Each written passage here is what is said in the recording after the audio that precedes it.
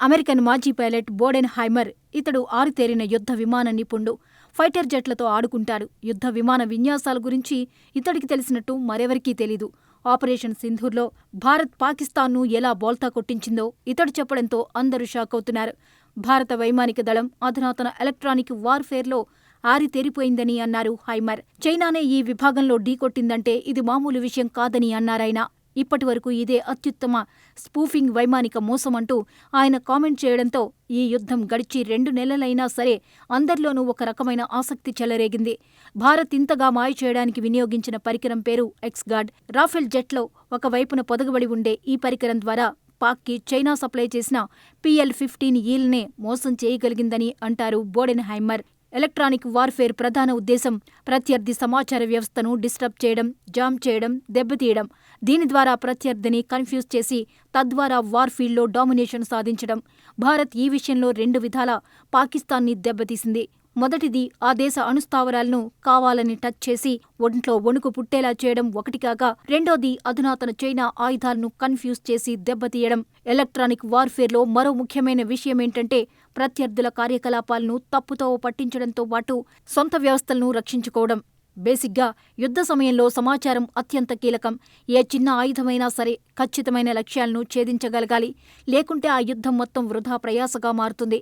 ఒక సమయంలో China operation సింధూర్లో పాక్కి satellite సమాచారం అందించి మరీ ఈ యుద్ధం చేయాలని చూసింది. కానీ భారత్ తన వ్యూహాలకు మరింత పదును పెట్టి చైనా టెక్నాలజీకి కూడా దొరకకుండా దెబ్బతీయగలిగింది. ఇందులో కీలకంగా పనిచేసింది ఎక్స్గార్డ్ టెక్నాలజీయే.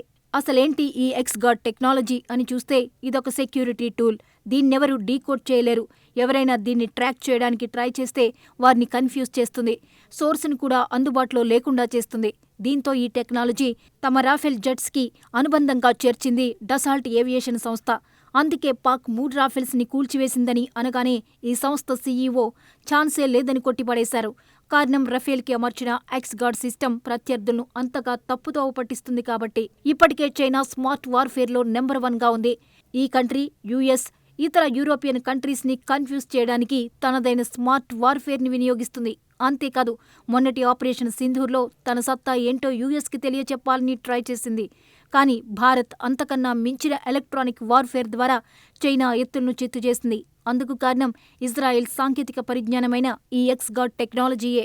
అప్పట్లో వెలుగు చూసిన మరో యుద్ధ వార్త ఏంటంటే ఆపరేషన్ సింధూర్లో భాగంగా భారత వైమానిక దళం యుద్ధ విమానాల రూపంలో కొన్ని డమ్మీ విమానాలను ప్రయోగించిందని. అదేంటంటే అర్ధరాత్రి వేళ పాకిస్తాన్ ఎయిర్ బేస్లపై యుద్ధ విమానాన్ని పోలి ఉండే ఒక రకమైన డమ్మీ విమానాన్ని గాల్లోకి పంపింది ఇండియన్ ఎయిర్ ఫోర్స్. దాన్నే మన ఫైటర్ జెట్గా భ్రమించిన పాక్ ఎయిర్ ఫోర్స్ దాన్ని కూల్చేందుకు HQ-9 మిసైల్ సిస్టమ్ని యాక్టివేట్ చేసింది.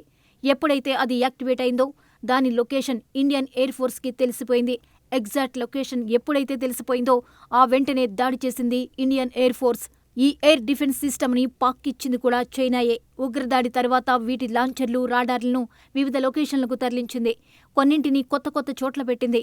అప్పుడు వాటి వివరాలు భారత్కి తెలియరాలేదు. అయితే డమ్మీ విమానం పంపడంతో అవి యాక్టివేట్ అయ్యాయి. లొకేషన్స్ ఏంటో తెలిసిపోయాయి. దీంతో వాటిని మట్టుబెట్టగలిగింది భారత్. బేసిక్గానే మోడ్రన్ వార్ఫేర్లో చైనా ద టాప్ అంటారు. కానీ ఆపరేషన్ సింధూర్లో చైనా టెక్నాలజీ మొత్తం తేలిపోయింది. చైనా సైబర్, ఎలక్ట్రానిక్ వార్ఫేర్ మీద అమెరికా ఎప్పటినుంచో దృష్టి సారించి ఉంది. దాన్ని డీకోడ్ చేయడం ఎలాగో అన్న టెన్షన్లో ఉండేది US. కానీ ఆపరేషన్ సింధూర్ ద్వారా చైనాను ఎంత సులువుగా మట్టుబెట్టవచ్చో తెలియచెప్పింది భారత్. ఇలాంటి టెక్నిక్స్ని వాడి మన భారత సైన్యాలు బ్రహ్మోస్ వంటి క్షిపణులను సైతం ప్రయోగించడంతో పాక్ సైన్యానికి చుక్కలు కనిపించాయి. వారి ఎయిర్ స్ట్రిప్లు, హ్యాంగర్లు, కమ్యూనికేషన్ వ్యవస్థ మొత్తం దెబ్బతింది. దీంతో 4 రోజుల యుద్ధానికే పాక్ తోకముడిచింది. భారత్తో కాళ్ల బేరానికి వచ్చింది. తమ DGMO ద్వారా భారత్ DGMOకి ఫోన్ చేసి కాల్పుల విరమణ ఒప్పందానికొచ్చింది.